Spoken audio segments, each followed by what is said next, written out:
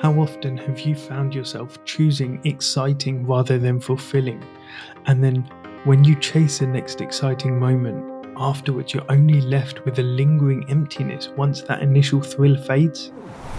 Welcome to Master Your Mindset, Master Your Life. This is a podcast that empowers you to start taking back control of your life, to start unlocking your full potential, and helps you get from stuck to unstoppable. I'm Sanj, and today we're taking a dive into the fascinating realms of excitement versus fulfillment. And we're going to unravel this common human tendency to choose excitement over fulfillment when it comes to achieving our goals. I personally used to struggle with this. I used to go for the excitement rather than the fulfillment. And what I noticed was that actually that was fun for a short while.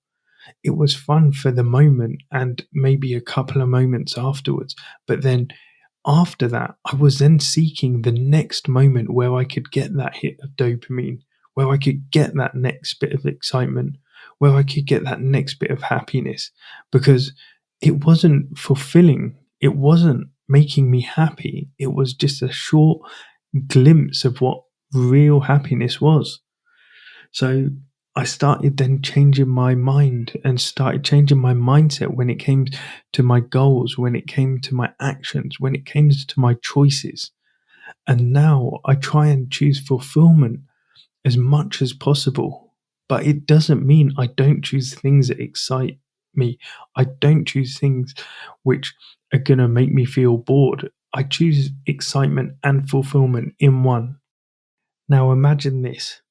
You have the choice of a chocolate bar, just a small chocolate bar, or you have the option of a delicious home cooked meal. Which one, in your opinion, makes you feel better, makes you feel happier, and fills you up more, makes you feel happier for longer? That is the choice of excitement, that initial moment where you eat that chocolate bar and then you're left thinking, you know what, I shouldn't have done that, or yeah, that was nice, but I need something else. Or you get that longer lasting satisfaction of that home cooked meal, that big tasty meal, which leaves you afterwards like, yeah, that was good. That was nice. I'm satisfied. I'm happy. So which one would you go for?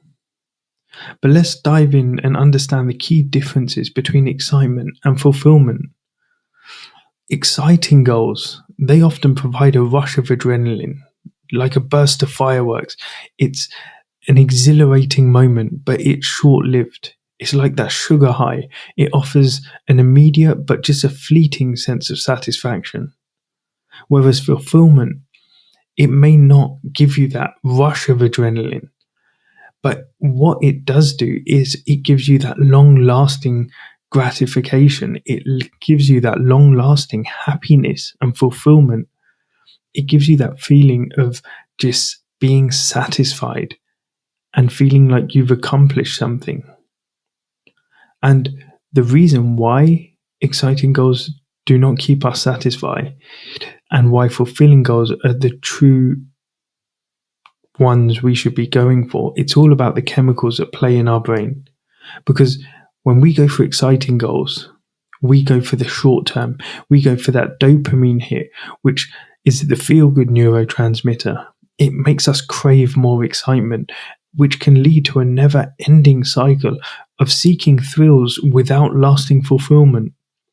But the problem with dopamine is, after a while, if you keep getting that same dopamine hit, the effects of it will start to diminish. And what you'll notice is you'll need to do more extreme things to get that same amount of dopamine. So when you start choosing your exciting goals, when you start choosing excitement over fulfillment, that's a short term thing. That's a short term happiness.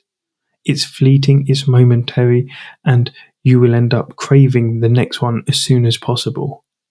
But when you go for fulfilling goals, you can use dopamine as a motivator. You can use it to push you on your journey. And then when you get to the end, it's not one big hit of dopamine, but it's a feeling of satisfaction, a feeling of fulfillment, a feeling of happiness. And this is where most of us, we will go for that instantaneous gratification, that instant gratification, which helps us right here, right now. And then we don't take advantage of actually the long term goal. When we delay that gratification, when we don't take advantage of delayed gratification and the benefits it brings us, that's when we start to lose out. That's when we start to lose some of our self discipline. That's when we lose some of our self confidence, when we just always go for that short, exciting goal. But the question is, how can we shift our focus towards creating and achieving more fulfilling goals? So I'm going to give you 5 ways in which you can do that. And the first one is to reflect on your values. When you take time to reflect on your core values and what truly matters to you, what you'll find is you will align your goals to these values, and it will ensure that they're deep and meaningful to you. They will actually mean something, so they will actually excite you more. They will actually make you feel happier, more motivated, because they align with what you believe. The second way you can do that is to actually look at the long-term vision. When you choose exciting goals or excitement over fulfillment, you're looking at the short term. So when you shift your perspective to a long-term vision, instead of chasing that immediate gratification of dopamine, what you're going to do is you're going to aim for goals that actually contribute to your overall life purpose. You're going to start taking actions that have effect in your long term, that will affect the future you, that will affect your future life.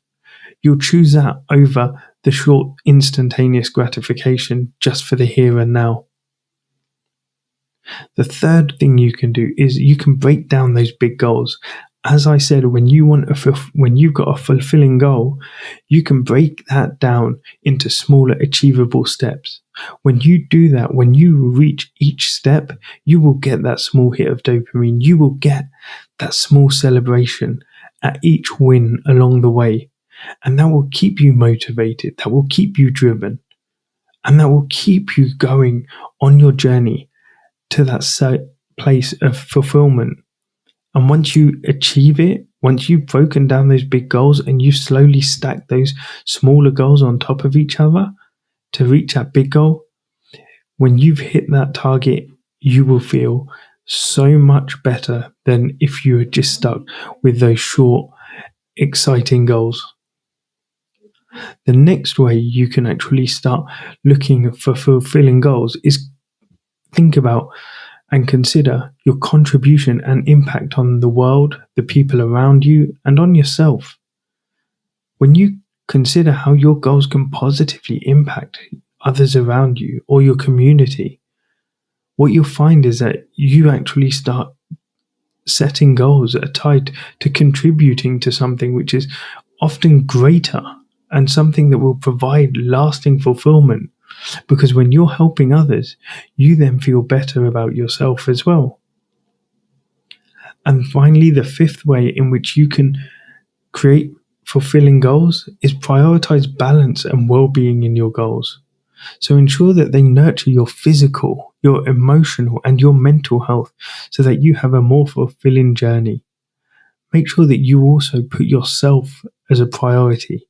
Putting yourself as a priority as well is not a selfish act. It's an essential act, because you cannot give 100% if you are not at 100% yourself. When you are your best version of yourself, you turn up better for everyone else around you in every way. When people have these long-term fulfillments, then when their goals are fulfilling, it's actually been associated with lower levels of stress. And it actually means that, so by choosing fulfilling goals, your stress levels will decrease because you're happier. You feel that you've got a purpose and you're acting in accordance with that. Remember, your life is not a series of adrenaline rushes, one after the other, but it's a journey that's meant to be savored, one fulfilling goal at a time. So when you shift your focus from excitement to fulfillment, you can experience a deeper and more enduring sense of satisfaction in your life. So I hope that you're leaving with a new perspective on how to set and achieve goals that truly enlighten you and fulfill you. So thank you for joining me today. And if you enjoyed this episode, I've got something from it. Please let me know by leaving me a comment below. My mission is to make a positive impact on the world, and I sincerely hope you can help me do that by liking, by following, by sharing this podcast with others. Remember, your mindset shapes your reality. Master it, and you'll master your life. Thank you.